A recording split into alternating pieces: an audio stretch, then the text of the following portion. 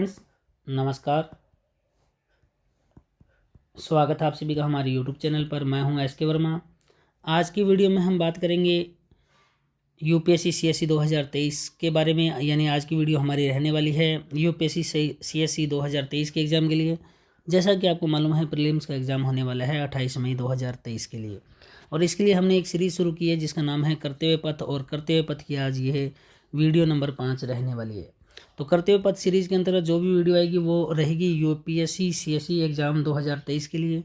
और आज हम करेंगे आधुनिक भारत का एक टॉपिक, आधुनिक भारत के इतिहास का एक टॉपिक। और टॉपिक का नाम है दांडी यात्रा या दांडी मार्च। दांडी यात्रा या दांडी मार्च। इस वीडियो में जानेंगे दांडी यात्रा क्या है, कब शुरू हुई और क्यों इम्पोर्टेंट है। तो स्टार्ट करते हैं और जानते हैं दांडी यात्रा के बारे में। दांडी मार्च बोल दो या दांडी यात्रा बोल दो। दांडी यात्रा शुरू होती है अभी 12 मार्च 1930 को। 12 मार्च 1930 को दांडी यात्रा शुरू होती है और ये चलती है 6 अप्रैल 1930 तक। 12 मार्च 1930 को शुरू होती है, 6 अप्रैल 1930 तक ख़त्म होती है। 24 दिन का ये टाइमिंग इसकी रहने वाली है। और आपने पढ़ा है सविनय अवज्ञा आंदोलन। तो सविनय अवज्ञा आंदोलन की स्टार्टिंग डेट 12 मार्च 1930 इसी दांडी मार्च को माना जाता है। यानी सविनय अवज्ञा आंदोलन का ये दांडी मार्च, दांडी यात्रा पहला चरण था। मतलब इसी यात्रा के साथ, दांडी यात्रा के साथ ही शुरू हो जाता है सविनय अवज्ञा आंदोलन। तो सविनय अवज्ञा आंदोलन कब शुरू हुआ? 12 मार्च 1930 को। और दांडी मार्च भी कब शुरू हुआ? 12 मार्च 1930 को। और दांडी यात्रा खत्म हो जाती है 6 अप्रैल 1930 को, लेकिन सविनय अवज्ञा आंदोलन कंटिन्यू रहता है। तो सविनय अवज्ञा आंदोलन का एक स्टेप है दांडी यात्रा। चलिए, दांडी यात्रा के कुछ और भी नाम हैं, ध्यान दीजिएगा। नमक को साल्ट कहते हैं, तो साल्ट यात्रा भी कहते हैं, साल्ट मार्च भी कहते हैं, नमक यात्रा भी कहते हैं, दांडी सत्याग्रह भी कहते हैं, दांडी सत्याग्रह भी कहते हैं, सत्याग्रह, नमक मार्च भी कहते हैं, नमक यात्रा भी कहते हैं, नमक मार्च भी कहते हैं, नमक आंदोलन भी कहते हैं। तो कई नाम हैं दांडी यात्रा के, तो ये ध्यान रखिएगा। अब इम्पोर्टेंट क्या है? 2 मार्च 1930, 2 मार्च 1930 ये दिन। देखिए स्टार्टिंग कब हो रही है? 12 मार्च। तो इसमें क्या हुआ 2 मार्च 1930 को? ध्यान दीजिएगा। 2 मार्च 1930 को गांधी जी ने वायसराय, उस वक्त लॉर्ड इरविन वायसराय, ध्यान रखिएगा, वायसराय को एक पत्र लिखा जिसमें उन्होंने ब्रिटिश शासन के दुष्प्रभावों और प्लस इनकी जो 11 सूत्रीय मांगे, मैंने लास्ट में बताया था, 11 सूत्रीय मांगों का उल्लेख किया जो सरकार के सम्मुख पेश की गई थी। एक बार फिर बताते हैं 2 मार्च 1930 का दिन क्या हुआ। इस दिन गांधी जी ने वायसराय को, वायसराय उस वक्त कौन है? इरविन है, लॉर्ड इरविन है, इरविन। तो वायसराय को एक पत्र लिखा जिसमें उन्होंने क्या क्या बताया? ब्रिटिश शासन के दुष्प्रभाव,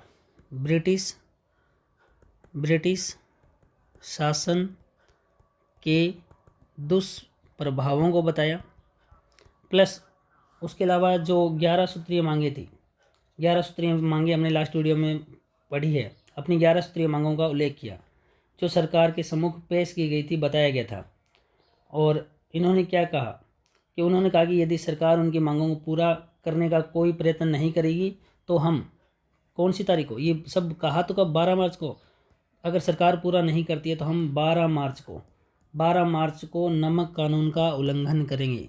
जो नमक कानून बनाया हुआ है उस कानून को तोड़ेंगे, उसका उल्लंघन करेंगे। तो ये एक तरीके से चेतावनी दी किसने? महात्मा गांधी ने। कब दी? 2 मार्च 1930 को। किसको दी? ब्रिटिश सरकार को। उस वक्त वायसराय कौन थे? Lord Irwin. और क्या कहा कि ब्रिटिश शासन के जो दुष्प्रभाव हैं प्लस 11 सूत्री मांगों को नहीं माना जा रहा है तो हम 12 मार्च को नमक कानून तोड़ेंगे। अभी सरकार की ओर से क्या रिस्पांस आता है? सरकार की ओर से कोई रिस्पांस नहीं आता, कोई भी रिस्पांस नहीं आता, कोई सार्थक जवाब नहीं मिलता। तो गांधी जी को भी कमिटमेंट जो किया हुआ था उसके अकॉर्डिंग गांधी जी को एक्शन लेना था। तो गांधी जी ने कब? 12 मार्च 1930 को कहाँ से?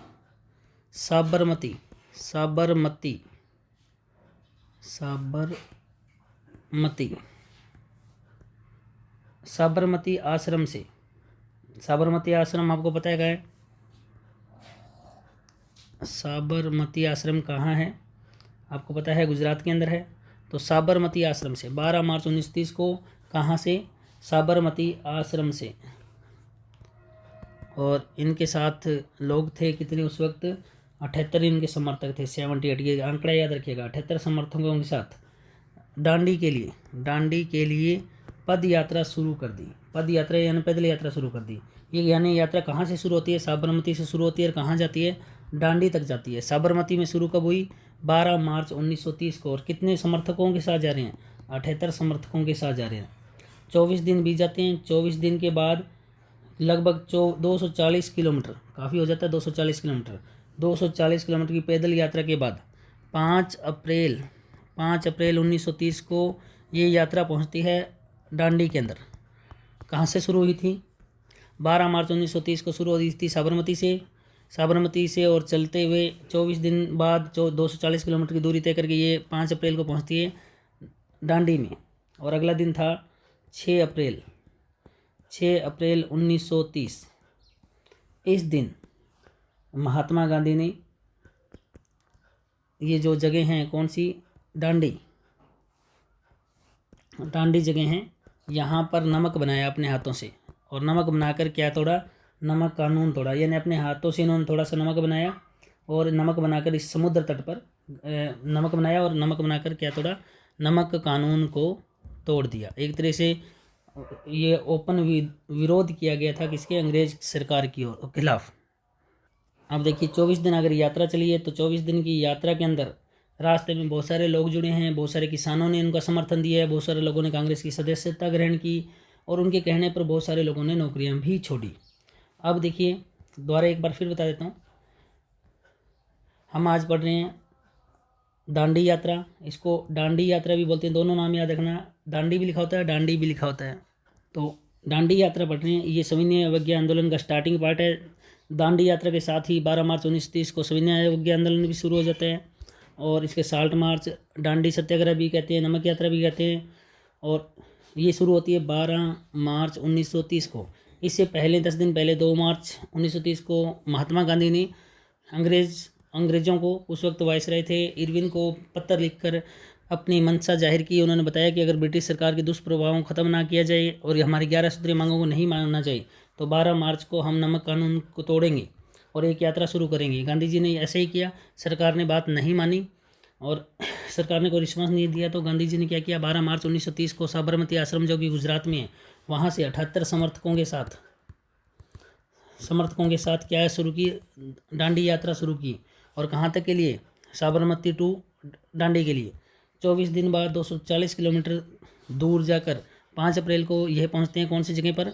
दांडी जगह पर पहुंचते हैं। और अगले दिन 6 अप्रैल 1930 को दांडी के अंदर नमक बनाकर नमक कानून को तोड़ते हैं। और 24 दिन की यात्रा में इनसे बहुत सारे लोग जुड़ते भी हैं। चलिए अब आगे क्या होता है। ये तारीख थी लास्ट 6 अप्रैल। 6 अप्रैल के 3 दिन बाद 9 अप्रैल 1930। हालांकि दांडी यात्रा खत्म हो जाती है 6 अप्रैल 1930 को, पर इस आंदोलन को, इस नमक आंदोलन को पूरे देश भर में फैलाना था, पूरे देश भर में आगे लेके जाना था। तो 9 अप्रैल 1930 को गांधी जी ने कुछ मतलब एक तरीके से मैसेज दिया पूरे विश्व भर के लिए। वो मैसेज क्या था, इनको पढ़िएगा। नंबर 1, पहला मैसेज था नमक कानून को तोड़ना। नमक कानून को तोड़ना मतलब गांधी जी ने कहा आप जहाँ भी हो, जिस जगह भी हो, तो नमक कानून को तोड़े और हिंसा से तोड़े, हिंसक ना हो। दूसरा, धरना। गांधी जी ने कहा आप जहाँ भी हैं, शराब की दुकानें, विदेशी कपड़ों की दुकानें, अफीम के ठेकों, उनके समक्ष क्या दें? उनके समक्ष धरने दें। क्योंकि देखो 6 अप्रैल को एक तरीके से गांधी जी ने नमक कानून तोड़ दिया था, पर इसे पूरे विश्व में, पूरे भारत में फैलाना था। तो 9 अप्रैल 1930 को गांधी जी द्वारा मैसेज दिया गया था। उस मैसेज की मेन बातें बता रहे हैं आपको। पहला, नमक कानून तोड़ो। दूसरा, धरना दो। तीसरा, इसके अलावा जो कर है, टैक्स हैं, उनको अदा नहीं करना है। मतलब जिनके पास पर्याप्त शक्ति है तो वो टैक्स की अदायगी का क्या करेंगे, विरोध करेंगे। चौथा, वकालत, वकील जो हैं वो वकालत छोड़ेंगे, जितने भी वकील हैं वो वकालत छोड़ेंगे। इसके अलावा बहिष्कार करने की बात की गई। क्या किस चीज़ का बहिष्कार करेंगे, जनता याचिकाओं पर रोक लगाकर न्यायालयों का क्या करेगी, बहिष्कार करेगी। मतलब कोई भी याचिका उसमें नहीं लगाई जाएगी न्यायालय के अंदर, तो न्यायालयों का बहिष्कार करेंगे। इसके अलावा त्यागपत्र, त्यागपत्र, त्यागपत्र कौन देगा, सरकारी कर्मचारी, चाहे वो शहरी है चाहे ग्रामीण, अपने पदों से क्या दें, त्यागपत्र दें। और सेल्फ डिपेंड हो, मतलब लोग घरों में चरखा काटें, सूत बनाएं, सेल्फ डिपेंड हो। छात्रों के लिए क्या मैसेज था, जो छात्र हैं छात्रों के लिए मैसेज था कि छात्र जो है सरकारी स्कूल और कॉलेजों को क्या करें, बहिष्कार करें। और मेन ये मुद्दा ध्यान रखिएगा, अहिंसा। आप जो मर्जी करें लेकिन आप क्या करोगे, अहिंसा बनाए रखें, हिंसा नहीं करनी है आपने। इस अहिंसा को सर्वोपरि रखा, ध्यान रखिएगा ये चीज़, ठीक है भी। तो कुल मिला के ये मैसेज था। तो हम समझ सकते हैं कि 12 मार्च 1930 का वह दिन, जिस दिन न केवल दांडी मार्च शुरू हुआ, उस दिन सविनय अवज्ञा आंदोलन भी क्या हो गया, शुरू हो गया। और गांधी जी ने इसे दांडी यात्रा को समाप्त कब किया, 6 अप्रैल 1930। इस दिन दांडी पहुंचकर उन्होंने नमक बनाया, मुट्ठी भर नमक बना के कानून तोड़ा। पर ये मैसेज पूरे पूरे भारत में फैला। और एक तरीके से क्या मतलब मोटिवेशन मिला, साम्राज्यवाद का अंत होगा, ये मोटिवेशन था। मतलब नमक कानून के उल्लंघन को भारतीयों द्वारा ब्रिटिश कानूनों के विरोध एवं साम्राज्यवाद की समाप्ति के प्रयासों के प्रतीक के रूप में देखा गया। मतलब ये जो हिम्मत थी वो साम्राज्य, पूरे ब्रिटिश साम्राज्य को उखाड़ने के सपने के रूप में था। इसके अलावा समाचार पत्रों इन्होंने काफ़ी हेल्प की। मतलब इस जो ये घटना थी या यात्रा, दांडी यात्रा को लोगों तक पहुंचाने का काम किसने किया, समाचार पत्रों ने किया। और तीसरा, गांधी जी ने कहा था त्यागपत्र दो, तो बहुत सारे मतलब जो सरकारी कर्मचारी थे उन्होंने त्यागपत्र दिए थे। और जो गुजरात है, गुजरात में लगभग 300 ग्रामीण सरकारियों ने एक साथ त्यागपत्र दिया था। तो कुल मिला के, और लास्ट में अगर बचेंगे तो कांग्रेस कार्यकर्ता, उन्होंने भी इस यात्रा को काफ़ी प्रमोट किया और जगह जगह इसे फैलाने का, इसका प्रचार करने का कार्य किया। अब देखिए, अब गांधी जी के इस आह्वान से क्या फ़र्क पड़ा। 9 अप्रैल 1930 को उन्होंने कहा कि आप जहाँ भी हैं तो इस एक तरीके से क्या करो, विरोध करो, और मेनली नमक यात्रा निकालो। तो नमक सत्याग्रह का प्रसार कहाँ होता है वो देखो। अब गांधी जी ने जब ये कहा तो उसके बाद सबसे पहले तमिलनाडु में क्या होता है, तमिलनाडु में एक जगह है तंजौर, तमिलनाडु में जगह है तंजौर। और तंजौर के अंदर आपने, तंजौर का समुद्री तट है, ध्यान रखिएगा, वहाँ पर राजगोपालाचारी इन्होंने त्रिचन्नापल्ली, नाम सुना होगा आपने, त्रिचन्नापल्ली से लेकर त्रिचन्नापल्ली टू वेदारण्यम तक की नमक यात्रा की। यानी गांधी जी के आह्वान के बाद तमिलनाडु के तंजौर के समुद्र तट पर सी राजगोपालाचारी ने त्रिचन्नापल्ली से वेदारण्य तक की यात्रा की। अब इसके बाद में मालाबार में किसका क्या प्रभाव पड़ा, तो वो तमिलनाडु में था। मालाबार में क्या प्रभाव पड़ता है, तो मालाबार के हैं के कलप्पन ने कालीकट का नाम सुना होगा आपने, कालीकट बंदरगाह, कालीकट कोझिकोड नाम है। कालीकट से पोया नूर, अब नाम कोझिकोड है, ध्यान रखिएगा, कोझिकोड, उस वक्त कालीकट था। तो पोया नूर तक इन्होंने नमक यात्रा की। इसके अलावा पूरे देश में प्रभाव पड़ रहा है। असम में क्या प्रभाव पड़ा, असम में एक दल सत्याग्रहियों का, यानी सत्याग्रही कहलाते थे ये लोग, तो इनका एक दल, असम के अंदर सत्याग्रहियों का एक दल, असम में एक जगह है सिलहट, सिलहट से लेकर बंगाल के अंदर एक जगह है, बंगाल के नोवाखाली, यहाँ पर समुद्र तट है, यहाँ पर नमक बनाने पहुँचा नोवाखाली के अंदर, ये असम के लोगों ने किया, असम के सत्याग्रहियों ने। इसके अलावा आंध्र प्रदेश, आंध्र प्रदेश के अंदर भी काफ़ी जगह इसका मुख्यालय बनाया गया और शिविरों की स्थापना की। शिविर आंध्र प्रदेश में इसको बोलते हैं शिविरम, तो आंध्र प्रदेश में शिविरों की स्थापना की गई। अब मेन एक्शन क्या हुआ, देखिए ये जो मेन इंपॉर्टेंट चीज़ें हैं। तारीख थी 14 अप्रैल, 14 अप्रैल, और ये सब कुछ घोषणा कब की थी, घोषणा की गई थी, तारीख थी 9 अप्रैल, और 9 अप्रैल से कब आते थे, 14 अप्रैल आते आते एक्शन में आएगी ब्रिटिश सरकार 14 अप्रैल 1930। तो 14 अप्रैल 1930 को जवाहरलाल नेहरू को गिरफ्तार कर लिया गया नमक कानून तोड़ने के अपराध में। नमक कानून, क्योंकि उस वक्त सत्याग्रह ये था, तो नमक कानून तोड़ने के अपराध में जवाहरलाल नेहरू को 14 अप्रैल को गिरफ्तार कर लिया गया। और इसके कारण लोगों ने काफ़ी विरोध किया। कलकत्ता, मद्रास, अब चेन्नई नाम है, और कराची, यहाँ पर काफ़ी विरोध हुआ जवाहरलाल नेहरू को गिरफ्तार करने के कारण। ये गिरफ्तारी हुई थी 14 अप्रैल 1930 को। अप्रैल के बाद में मई आ जाते हैं। मई के अंदर 4 मई 1930 को, 4 मई 30 को अंग्रेज़ सरकार फिर एक्शन में आती है और इस बार गिरफ्तार करती है महात्मा गांधी को। महात्मा गांधी जी को गिरफ्तार कर लिया जाता है, वही नमक कानून तोड़ने के अपराध में। 4 मई 1930 को गांधी जी को गिरफ्तार कर लिया जाता है। उनकी एक घोषणा थी, उन्होंने एक ऐलान किया था, धारासना नमक फैक्ट्री है, नमक कारखाना है, भी ध्यान रखना।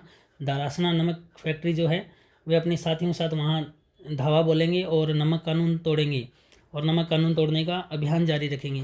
तो ये धारासना नमक कारखाना पर, इस पर एक तरीके से महात्मा गांधी ने धावा बोलने के लिए और वहाँ पर नमक कानून तोड़ने का एक प्लान ब्रिटिश सरकार को बुलाया कि हम ये ऐसा करने वाले हैं। तो एक तरीके से धमकी दी उनको ब्रिटिश सरकार को। तो महात्मा गांधी को इसी से रोकने के लिए उन्होंने 4 मई 1930 को गिरफ्तार कर लिया। अब उनकी गिरफ्तारी से पूरे देश में फिर एक तरीके से उग्र आंदोलन फैल गया और बम्बई उस वक्त का, आज का मुंबई, कलकत्ता आज का कोलकाता, दिल्ली और शोलापुर और भी बहुत सारी जगह जहाँ पर उग्र विरोध प्रदर्शन हुए महात्मा गांधी जी को गिरफ्तार करने के विरोध में। अब महात्मा गांधी जी की गिरफ्तारी के बाद क्या एक्शन में आए, इनकी गिरफ्तारी के बाद कांग्रेस जो समिति है, कांग्रेस समिति ने एक प्रस्ताव जारी किया और उस प्रस्ताव में क्या क्या था। गांधी जी की गिरफ्तारी के बाद कांग्रेस कार्यकारिणी ने एक प्रस्ताव पारित किया, उसमें क्या क्या था। नंबर 1, रेयतवाड़ी ये जो क्षेत्र हैं, रेयतवाड़ी क्षेत्रों में लगान नहीं दें, सरकार अपने आप कमजोर पड़ेगी। रेयतवाड़ी क्षेत्र में लगान ना दें और जमींदारी क्षेत्रों में चौकीदारी नहीं करें। जमींदारी क्षेत्रों में चौकीदारी कर अदा न करें, चौकीदारी कर नहीं अदा किया जाए। और तीसरा जो मध्य प्रांत है, जहाँ पर भी मध्य प्रांत, बीच के प्रांत है, मध्य प्रदेश राज्य जहाँ है, वहाँ पर जो कानून बना था वन कानून, इसका उल्लंघन किया जाए। एक तरीके से ब्रिटिश सरकार को चारों ओर से घेरने का प्रयास किया गया। तो कुल मिला के ये चला है। तो आज हम पढ़ रहे थे, हमारे टॉपिक के अंदर हमारा जो टॉपिक था दांडी मार्च। तो दांडी यात्रा शुरू की हमने 12 मार्च 1930 को। 6 अप्रैल 1930 को नमक कानून बना के यात्रा खत्म होती है, लेकिन सविनय अवज्ञा आंदोलन इसी यात्रा से शुरू हो जाता है और लगातार चल रहा है। और इसके बाद भी हमने पढ़े प्रभाव क्या क्या हुआ। तो ये कुछ तारीखें थी, इनको याद रखिएगा। आज की इस वीडियो में इतना ही। वीडियो कैसी लगी? वीडियो अच्छी लगी हो तो लाइक करें, शेयर करें, कमेंट करके ज़रूर बताएं।